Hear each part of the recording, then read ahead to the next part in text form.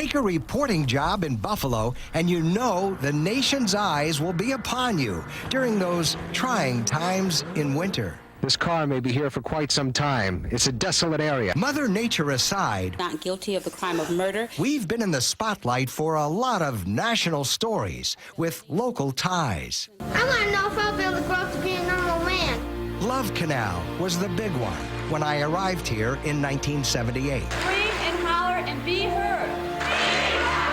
It was my first exposure to the character of people in our region, willing to fight passionately for a cause, in this case, the right to live free of toxic chemicals in their basements. The most wrenching battleground in our streets took place in 1992, when Operation Rescue was invited into Buffalo by Mayor Jimmy Griffin. There were two opposing views with conflicting claims that could not be resolved in the street. What are you doing to help unborn women? What about the next generation? There are fetuses. Number one. Baby's not a baby Number until one. it comes out. I called our documentary, co-produced by photographer Tom Vetter, our two most cherished rights, meaning the right to life and the freedom of choice. Not the church, not the state. Women must decide our fate. Lord, we ask you to help him repent and to see Dr. Barnett Slepian, an obstetrician and gynecologist who performed abortions, became a target for demonstrators. Dr. Slepian did not want to become a martyr for the pro-choice movement, and at one point reached out to me to state his cause away from the demonstrations. As long as it's legal, I will provide total care to my patients, and if that's their choice, they're sure of their decision, then who am I to say that they cannot, have an abortion? But he was concerned that he was being targeted. I'm not going to do anything about that single fanatic out there who's got the long-range rifle. In 1998, he was gunned down in his kitchen with his wife and 4 boys in the house. Anti-abortion militant James Kopp was convicted of the sniper-style murder. A story that shook the world. The bombing of the federal building in Oklahoma City would also have Western New York ties. Don't know what happened, just a blast. Move out! Timothy McVeigh of Pendleton, a Gulf War veteran, had come to see our government as the enemy. He became convinced that federal agents used excessive force that claimed innocent lives in standoffs like the one involving Branch Davidians in Waco, Texas. Shaken, disillusioned, angered, that could happen. McVeigh's truck bomb killed 168 people in Oklahoma City. This home video of Timothy and photos of him as a child made it even more difficult for us to understand how one of our own citizens could engage in this type of terrorism. The Tim that I watched grow up and, come to really care very deeply about was just a very caring, nice, responsible kid. And to see him in the role of a terrorist, it just doesn't fit. I got to know his father, Bill, a patriot who proudly displayed the flag outside of his home. In the only interview he granted before his son was executed, he told me what Tim had told him. He told me that if he apologized, it would be a lie. So he said he wasn't going to. The networks had tried and tried to interview Bill McVeigh. They just wanted to know, as a father, how he felt about his son. He finally broke his silence with me a month before the execution. I think about Timmy, and that's the one before he went in the service. I call him Timmy, and he's Tim now. That's what I think about when he was a kid and full of fun and everything else. And I love you, Tim. That's about it. These were my closing words, live from Terre Haute, Indiana, the day Timothy McVeigh was given a lethal injection. Somewhere in the twists and turns of fate, McVeigh lost his innocence, and by taking the lives of 168 of his fellow Americans, robbed the country of its innocence. For now we know that terror can strike from within, without warning, and without remorse. 3 months later was 9/11.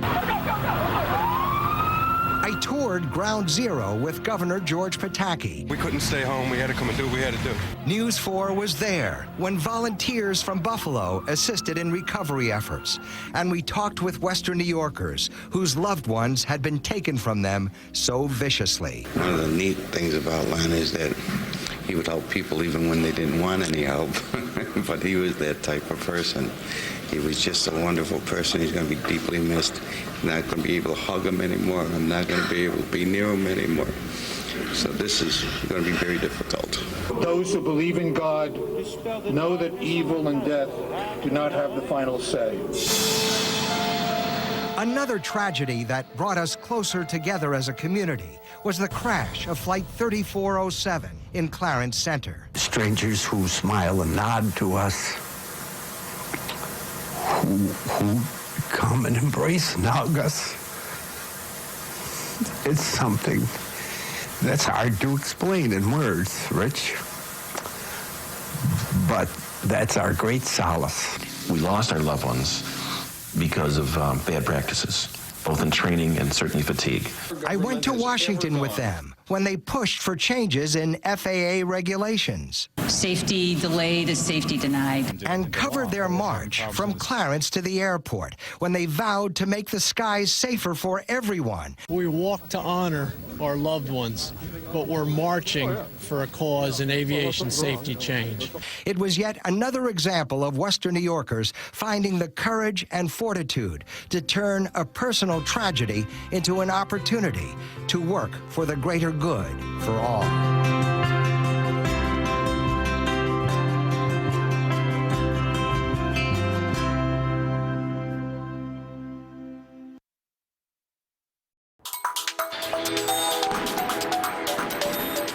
How sweet it's been to see Buffalo thriving again.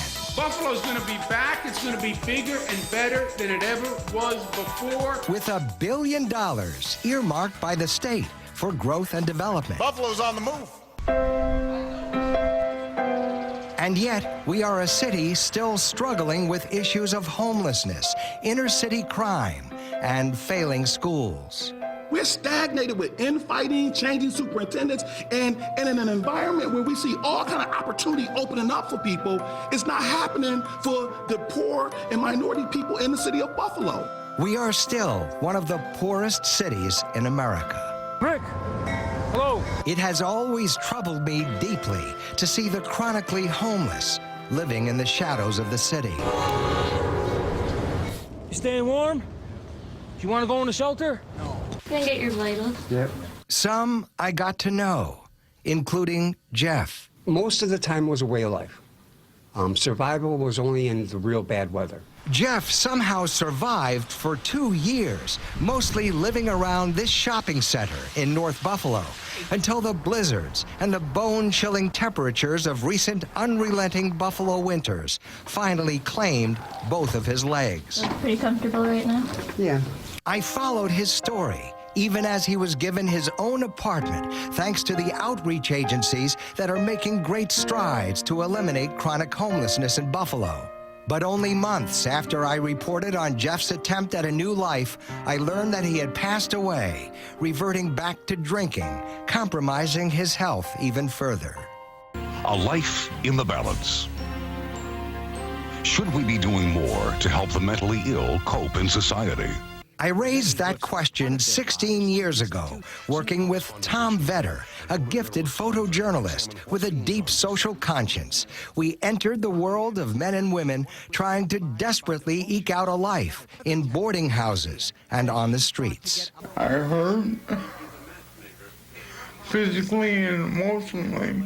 Sometimes I can't handle it and when I'm off my medication, and I just try and commit suicide. Okay. We'll get outside now. They were existing from day to day, but many could have received much greater care. You have to meet all the needs. If you meet only part of them, it falls apart. Street gang warfare is another problem that I've covered for decades. This is from a series 24 years ago we called Growing Up Tough, about a West Side gang called the 10th Street Boys. We wild, we crazy. Can't nobody get with us. It's the macho talk of the gang, whose members more and more seem to believe that they'll never survive Buffalo's urban ghettos unless they command their kind of respect.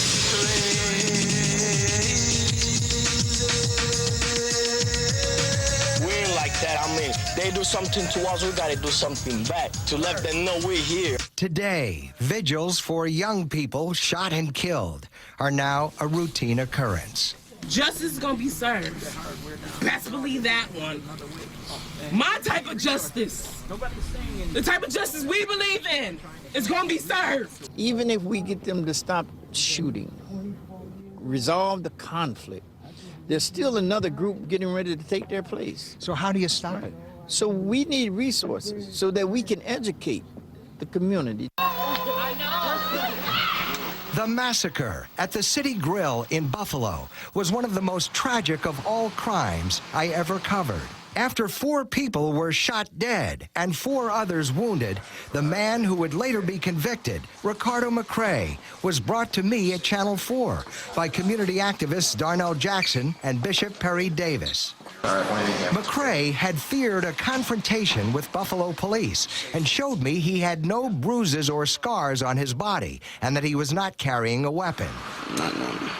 He wanted to turn himself in to authorities. I sat across from McVeigh, who denied he was the shooter. You didn't do it? You say you didn't do it? Do you know who did? If I know who did, I would come forward and tell y'all who did it, because that's a hurtful feeling. How do you react to all those who were shot and wounded? You know, there are 4 burials and 1 guy is still critical. It's like, that's real crazy. Did you know any of the victims? Yes. Which one did you know? I went to school with one of the victims. I made no presumption of guilt and managed to keep calm, although I felt the tension of the moment, knowing McVeigh was the prime suspect. Later, I was told my colleagues in the newsroom were very tense. Buffalo police were called the minute McVeigh set foot on Channel 4 property, and after I finished questioning him, they were eager to make their arrest. But the story of Anthony Capozzi, who was falsely convicted of being the bike path rapist, was the crime story most gripping of all to me. For 22 years, Anthony's mother, Mary, faithfully prayed for her son, that his name would be cleared and that he would come home from prison. And many at Holy Angels Church had prayed with her. From the beginning, they always believed he was innocent. And they were just praying for something to turn up, you know, to prove his innocence. Buffalo cold case detective Dennis Delano, a hard-nosed, no-nonsense cop, would play a crucial role in proving Capozzi was innocent, and along with a task force of law enforcement experts, would bring the real rapist and killer, Altemio Sanchez, to justice. Oh, my God. I have dreamt of this day so many times. My mom knows me very well. She knows I need help and care and attention. And I know she knows me. Cheers. I was there when Anthony toasted his family and tasted beer for the first time in more than 2 decades. How's it taste? Like beer, like it did before. What I found most amazing was that he held no bitterness towards society. It's all over now. I served the time they wanted, and now it's just follow the yellow brick road. Follow the yellow brick road.